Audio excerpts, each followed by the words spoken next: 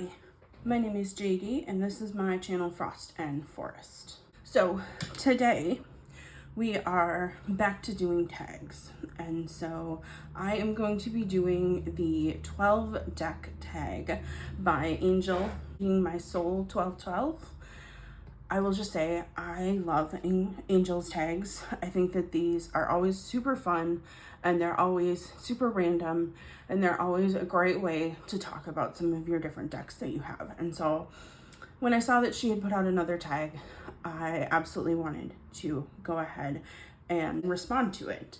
So the way that this particular tag works is that she created 4 prompts, and then she suggested that you could do 3 decks for each of the 4 prompts.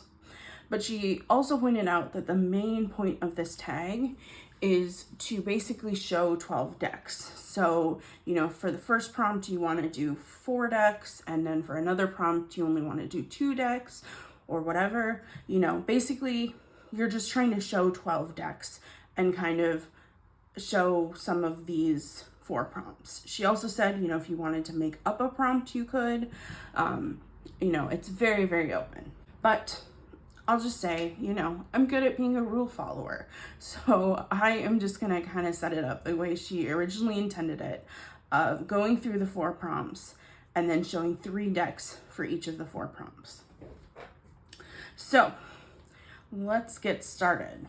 The first prompt is to show 3 decks that basically, as soon as you got them, you started using them a lot. So I have 3 options to share with you all. And I will say, if you've been watching my channel recently, the last one is probably not going to be a surprise in this prompt, but I'm going to start with maybe some of the less obvious ones. So the first deck that I'm going to show you is the Women of Myth Oracle. So this is a deck that I have had for quite a while. It was one that, you know, I got it as soon as I got it. Like I said, I wanted to start using it right away. And I think partially that had to do with the fact that it had, you know, the way that this deck is set up is that there are different suits. So each of the colors that you're seeing here are different suits. So we have heroines, we have goddesses, we have monsters. I feel like there's maybe one more. Maybe, but maybe I'm wrong. Maybe that's the only 3 that we have. But anyway, it's in different suits. And then for each card, there is who the heroine is, what suit they're in. So based on color, you can see what suit they're in, and then their name. And then it also has sort of like a key phrase with it.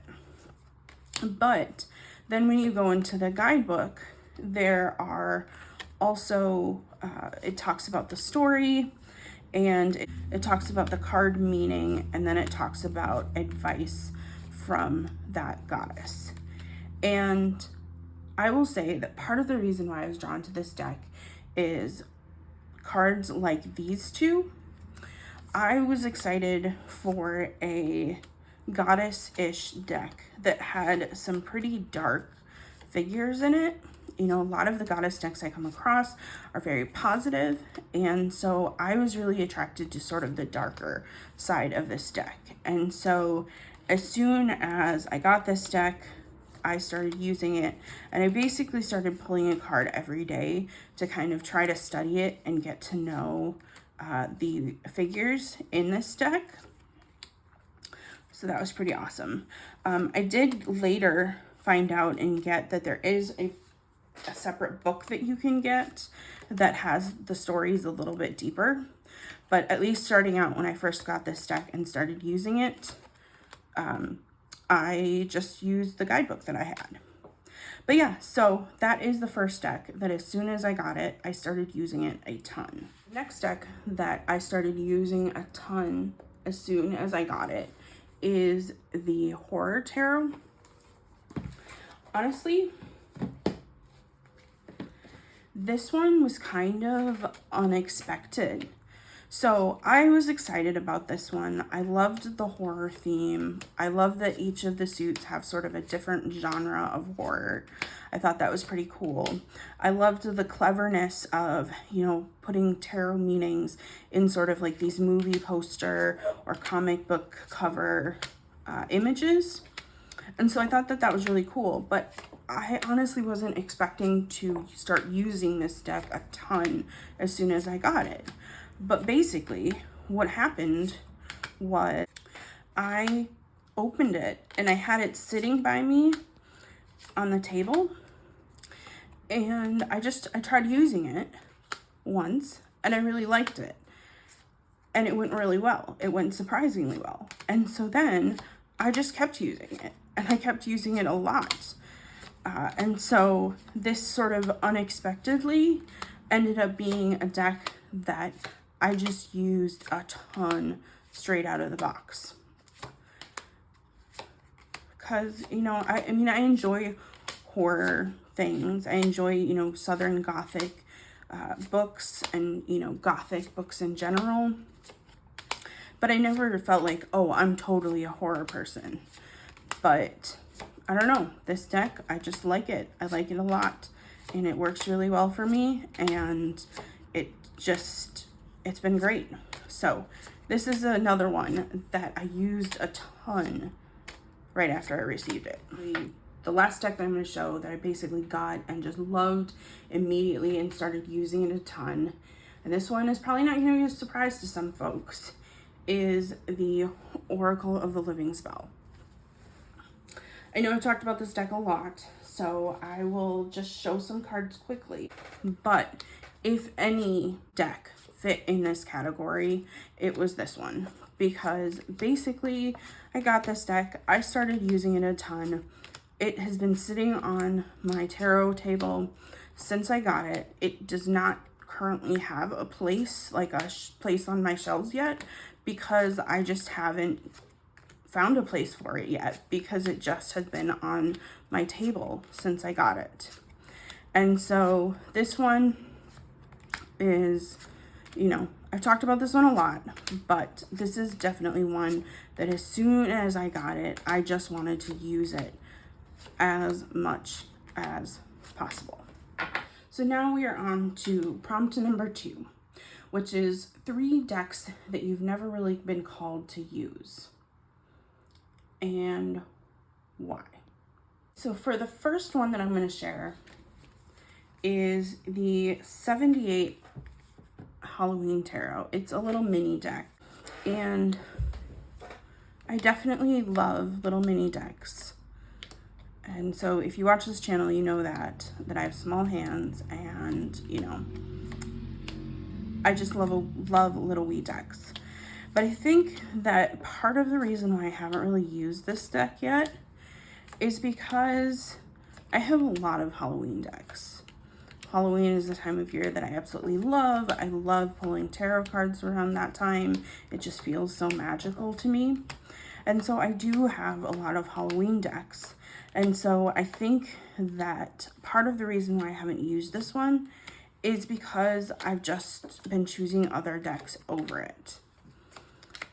And I especially think that part of the reason why I haven't used this one is because I did intentionally get this deck in the smaller size, because the bigger decks of the 78 Tarot, the regular size ones, are really big. And so I was really worried about my capacity to shuffle. So I did intentionally get a smaller version of this deck. But what I'm finding is that when I want a small Halloween deck, I am choosing my Halloween tarot in a tin. And that one, you know, I think also works really well because it is in a tin, so I feel a little bit more comfortable just kind of putting it in a bag with me and taking it with me. And so I think that that's why I haven't used this deck yet. And you might be thinking, well, if you're not using it and you have other decks that you're always going to choose above it, maybe you shouldn't keep this deck. But I'm not at that place yet. I at least want to try to give this one more Halloween and see if it is something that I'm interested in trying to use. And then if I don't use it this Halloween, then maybe it's time to have that conversation. But this is my first one that is an example of a deck I haven't been called to use yet. Okay, so the next deck that is a deck that I haven't really been called to use is the Herbal Astrology Oracle. So this is a deck that I got because it was, I got it in a trade. So I got this deck at secondhand, and it was basically one of those things where I was like, well, you know, I might as well try this deck. And conceptually, like, look at that card. Conceptually, I should really like this deck because, you know, I really like this card that has gnomes, that has mushrooms, that feels very woodsy. You know, there's a lot of cards like that that I really like. It also feels very peaceful, and it feels very earthy, which are all things that I like in decks. But for whatever reason, I have not really been called to use this deck. And I have even been having this deck sitting out on my tarot table for the last month, and I still haven't really used it. And so, like that card, the Jinxing card, I love that card. It's so magical. Yeah, so, you know, even having it sit out, I haven't really been called to use it. And so I don't really know what that means yet. I want to give it a little bit more time. I also just worry that it is, you know, astrology is not something I'm really into, so maybe it's too much in that direction. Or else maybe it feels too much like we're mishmashing too many different cultures together. I don't know. But I don't know, you know, it's just not been one that I've been called to use yet. So we will see. I'm going to keep it out for a while, and I'm going to keep seeing how I feel about it. But this is a great question for you all. Do you have any suggestions for decks that you really like pairing with this deck? Because if I have a deck that I really like pairing with it, and the pair is something I really like, that might help me kind of get started with this deck. So if you have a pairing that you like for this deck, please comment below and let me know. So the last deck that I'm going to talk about in this prompt is one that's a little bit of a cheat, but I feel like it's relevant and I kind of want to talk about it, and I would love to hear your all opinion after I talk about it a little bit. And I think it fits. I think it fits with the general idea of this prompt. But the deck I'm going to talk about is the Tarot Landscapes. So here's what I've been thinking about connected to this deck. So this deck is very much a beautiful deck. It is very earthy. It has a lot of animals. I love that Justice card. I love, you know, the idea of connecting salmon to justice. That just seems so cool. And like bees for the Eight of Pentacles. Like I really like these cards, and I like the ideas that these cards put together into the tarot meaning. And it's very animally, it's very naturey, it's very, you know, there's a lot of forest scenes in it. And so there's a lot of reasons why I should really like this deck and should use this deck. And I will say the reason that this is a little bit of a cheat, I love that Three of Wands. That's so beautiful. The reason that this is a little bit of a cheat is because I have used this deck some. But the reason I think it fits into this category is because I feel like I should be using this deck more. And I'm kind of surprised that I'm not called to use this deck more. And so, you know, that's just kind of what I've been thinking about. Because, and I think part of the problem is I have a few different animal decks that I really love. Look at that Judgment card though. That Judgment card is so beautiful. I have a lot of decks that kind of fit into the same space a little bit. For example, I have, you know, the Animal Totem Tarot is one of my favorite animal decks. I have the Earth Arcana what is that deck called? It's one of the ones that Taylor Bryn has been doing of each, you know, each element connected to animals. And so I have the earthy one that's, you know, earth animals. And so I do have some animal decks. And so that might be why I haven't been using this. I do love this Eight of Wands though. I love chameleons, and just the idea of fireworks for the Eight of Wands I think is cool. So I do have a lot of other decks that are kind of like this one, which I think is why I haven't been using it. But I also, and a Kingfisher for the Six of Wands. So, but I also really like this deck, and I haven't been called to use it very much. And so I think I would like to try to figure out how to use it more, because it's not the deck that I want to rehome or anything. I feel like I would probably regret it if I did rehome this, but I'm also just not using it. So if you have any ideas related to this, I would love to hear what you think, because I'm feeling a little bit at a loss with this deck a little bit, because I'm not using it, but I also really like it. So yeah, if you have any ideas for me, please let me know in the comments. We are on to prompt number 3. And so prompt number 3 is 3 decks in your collection that you would like to do a deep study with, and why. I have a few different decks that I'm thinking for related to this. And so I will start with one of the easier ones. One of the decks that I would like to do a deep study with is the Squid Cake Marseille Tarot. And actually, this deck is still in order, so I'm about to put it not in order, so we'll see how that goes. But I have a lot of very beautiful Marseille decks that I just don't use because I don't really know how to, I don't really know how to read Marseille cards. And so when I've talked to people, and from what I've watched on TarotTube, it seems like this is the deck for learning tarot of the Marseille.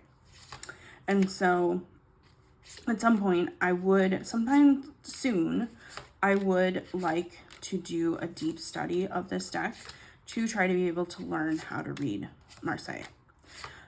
Just because, like I said, there are some decks that I have in my collection that are so beautiful, but I just don't really know how to read them very well right now. So I don't know if this is the kind of deck that will be in my collection forever, because it's not really an art style that I'm an art style, I guess, that I'm particularly attracted to. But, you know, if it helps me learn, then that's okay. So yeah, this is the first deck in that category. Okay, so then the next deck that I would like to do a deep study with is the Wicked Tales, a Dark Lenormand. So I did a comparison video with this deck, and I really like it, but I haven't used it a ton yet. But part of the reason why I want to do a study on it is because, one, I do want to learn Marseille a little bit better. I am realizing that I'm kind of starting to get a sense for each of the Lenormand cards, but I don't feel as comfortable reading Lenormand without a guidebook. And so one of the goals is to use this deck to learn it a little bit better. The reason I want to do a study with this deck in particular is because I think the guidebook is really good, and the guidebook sort of has stories around each one of these cards. And so I think it'll be a good one to do a deep dive in. I also will say I did a deep dive. This is the same creator that did the Shadowland Tarot, and I did a deep dive with that one, and that was really awesome. I think just in general, her guidebooks are really good, and so that is why I want to do a deep dive with this one. So the last one is going to take a little bit more explanation. But the last one, and I've actually kind of already started to do a deep dive into this one, but it is very, very slow going. So I have a ways to go yet. And it is this deck. So this one is in French, so I'm not going to try to pronounce it because I don't speak French, unfortunately. You know, tarot is one of those things that since I've gotten into it, I do kind of regret the fact that I don't speak French because there are so many cool French decks. But this is a deck that I originally saw on Joniki's channel, Catamancy Tarot. I originally saw this deck on that channel, and I just thought that the art in this deck is so beautiful. It felt so Celtic-y to me. It felt so fae to me. I don't know, the art just felt magical. And so when I saw the video that Joniki did, I was like, oh wow, that deck is beautiful. But I really don't want, you know, for the, the Strange Antlers deck, for that deck, I did this whole thing where I translated the whole guidebook. It was a lot of work. And I was like, I don't really want to do that again for a deck. And so which is too bad, I'll also say, because this guidebook on this deck is a chunky guidebook. And so it really is too bad that I don't speak French, because I think that you could learn so much from this guidebook. But, you know, I didn't really want to just do a direct translation again, because it was a lot of work, and things kind of sounded weird sometimes, because when you translate things, it's not always perfect, especially if you're using something like Google Translate. So, you know, I wasn't sure that I even wanted to get this deck. But then this came up for sale in a secondhand group, and I'd never seen it for sale before. And so, oops, upside down. I'd never seen it for sale before, so I decided to try it. And so what I discovered is, so all of the majors, what we've been looking at so far is the majors are a Celtic deity. And there are keywords for an upright and a reversal. And so what I've been doing, at least for the major so far, is I've been translating just the keywords, and then I have been doing some research into the deities and into the stories around the deities, and kind of coming up with a meaning based on the keywords and based on the research that I'm doing. It's pretty slow going. And so far I've only been working on the majors. So we will see. But I also want to get to some of the minors. Okay, so I'm skipping some cards here, but I wanted to show the minors. So the minors are different colors, and they are connected to the Oghams. I think I'm saying that right, tree Oghams. And again, they have keywords, upright and reversal. And so I think, again, I haven't actually done this yet. I think what I'm going to do is I'm going to, again, translate these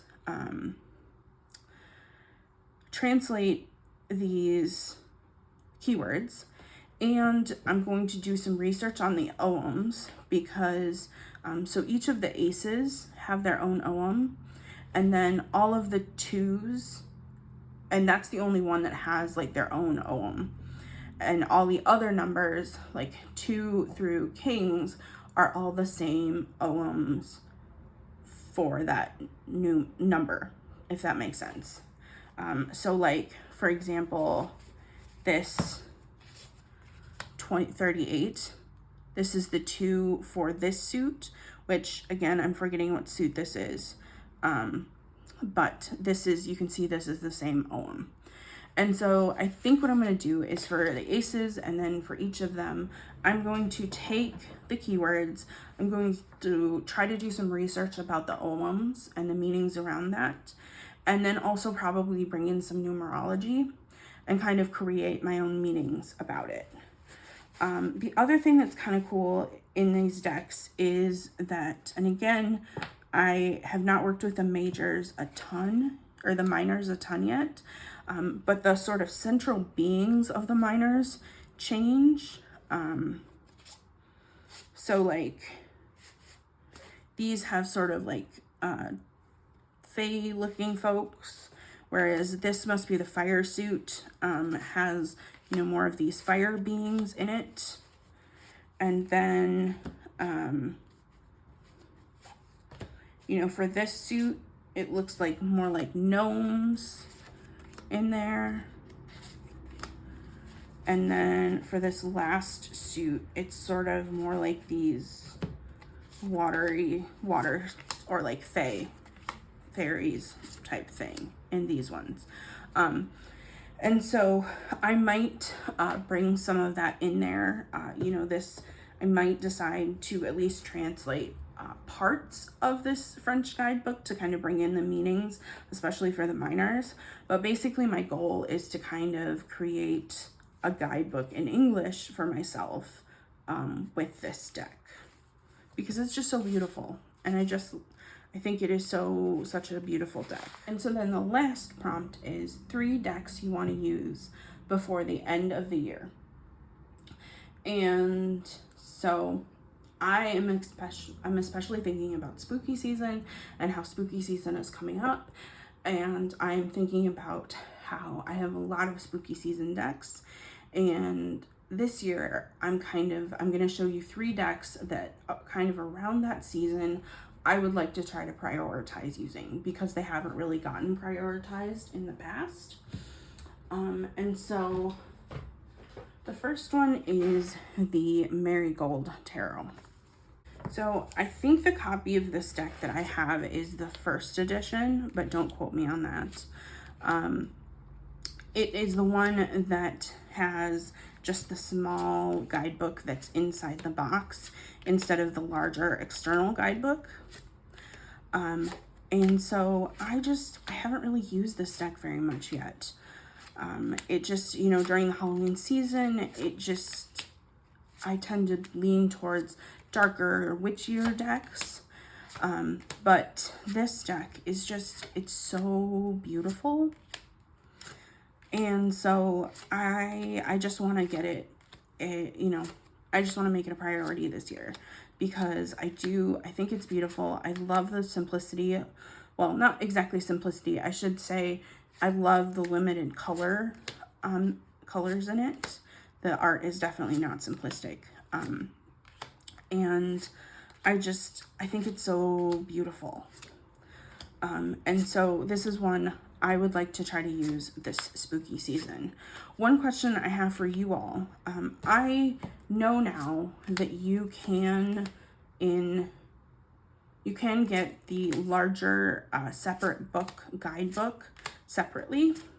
And so I'm wondering if you all have that separate guidebook, do you think it's worth it to get it? Do you think it provides more meaning to these cards? Or do you think that the little guidebook the little one that comes with this one is good enough? You know, that's one thing I've gone back and forth about is, you know, should I get the larger guidebook? And I haven't really used this deck, so I didn't really want to spend the money if I haven't really used this deck and don't really connect with this deck. But then there's also kind of like a chicken and an egg thing, that maybe if I had the larger guidebook, I would use it more. So I don't know. I'd be curious about your opinion, if you want to let me know in the comments. But this is just a beautiful, beautiful deck. And this is one I would like to use this spooky season. Okay, so then the next deck that I would like to use this spooky season, or as the prompt says, by the end of the year, is the Happy Halloween Tarot. This is the indie one. I just pulled this one out because this is the one that I tend to like to use because it's easier for me to shuffle. But the reason that this is, the reason that I chose this deck for this prompt is because I've had this deck for a few years and I absolutely love the art in it. I think that it's so witchy and it's so clever and just beautiful. And so, you know, it's just a deck I really like. But I haven't really used it a ton, especially around Halloween, which is silly because it's such a beautiful Halloween deck. And I think that part of the reason why I haven't used it a ton is because when I first got it, I wasn't very comfortable yet using pip decks. You know, since then, I've gotten more comfortable using pip decks. And I also think that, you know, like I said, I have a lot of Halloween decks. But this is a beautiful one, so this one should get used more. But I think when I first got it, it was very pippy, so I wasn't using it very much. And so I am hoping that now that the mass market version has come out, that one has a full guidebook, that I can use this one a little bit more and connect with it more. I love this strength card. This is one of my favorite strength cards. I think it's so cool. I'm hoping I can connect with it a little bit more now that it has a guidebook. So this is one that I definitely want to work with by the end of the year or this spooky season. So the last deck that I'm going to share with you for this prompt is an oldie but a goodie. It is the Tarot of Haunted House. This is one that I got maybe last summer or last fall. You know, it was one of those things where someone was trying to move along a lot of the decks in their collection. So I got it for a very good price. It was definitely a used deck, but that doesn't bother me. And so I got this deck, and I got it because I think the art in this deck is so beautiful. I think it's beautiful. And I also really like the fact that it's got some stories sort of associated with it. And it's got this sort of whole storyline theme throughout the deck. And so, you know, I got this deck and I've used it a bit, but I think that this spooky season, I want to try to prioritize diving a little deeper into this deck. Like, isn't that beautiful? That's such a beautiful Fool card. I mean, you know, it's a little spooky, but I think these cards are beautiful, and I want to learn the story a little bit more and just use this deck a little bit more. Because it's definitely one that at least last Halloween, it kind of fell to the wayside because I used sort of my standard Halloween favorites. And it might end up being that I use this one in November, just because it's not directly a Halloween deck, and so it could potentially be used at other times of the year. But yeah, this is a beautiful deck, and I'm excited to learn the stories of this deck even better. Well, that's a wrap. Those are all of the prompts and all of the decks I'm going to be sharing today. What did you think of the things that I chose? Are these decks that you have, that you like? Are there new decks that you've never heard of before? You know, I'd love to hear your thoughts below on, you know, on the decks that I chose. I'd also be super curious to hear, you know, some of the decks that maybe you loved as soon as you got, or some of the decks that you just haven't been called to use yet. So feel free to comment. I'll also say, if you also decide to do a VR to this as well, I would love to see the decks that you choose. I think it's so cool to hear, you know, about what other people are thinking about, especially prompt 3. I'm kind of a nerd, and so I love to hear what kind of studies people are doing around these kinds of things. So I will definitely be checking out other people's VRs to this as well. You know, if you enjoyed this video, I would love it if you could like below. I would also love it if you enjoyed it, if you could subscribe as well. I do one video a week, and it focuses on tarot. It focuses on the tarot decks that I'm using. It focuses on the new decks that I've gotten. I love doing tags like this. I love talking about my practice. So it's a lot of tarot content. So if that's the kind of thing you enjoy, it might make sense for you to subscribe.